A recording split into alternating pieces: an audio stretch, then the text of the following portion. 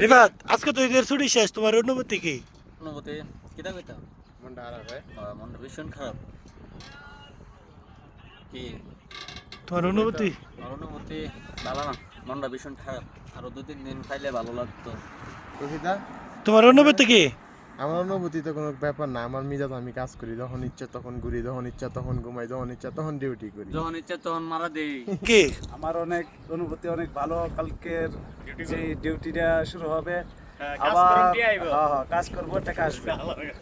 না, আজকে তো তোমার লাস্ট ছুটি, কালকে থেকে ডিউটি শুরু হইব, ঈদের ছুটি শেষ, তোমার অনুভূতি কি?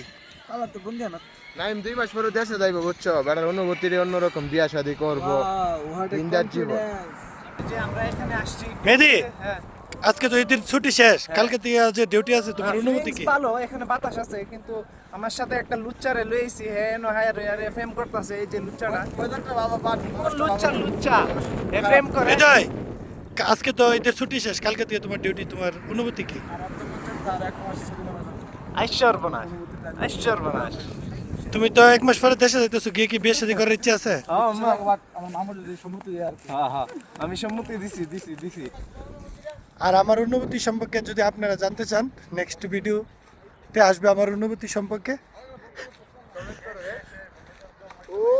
আপনারা কেমন করে জানাবেন আমার অনুভূতি সম্পর্কে? ক্লিয়ার উঠে না মোবাইল, হেপাশে ক্লিয়ার উঠবে না। আমার অনুভূতি হচ্ছে আমি 1 মাস পরে দেশে যাব, সুন্দর একটা মায়াবতী দেখে বিয়ে করব। সবটি বলে মানছে নতুন নতুন বিয়া করবো, বুঝছো নি? 1 জন 2 জন 3 জন 4 জন, আই সর্বনাশ।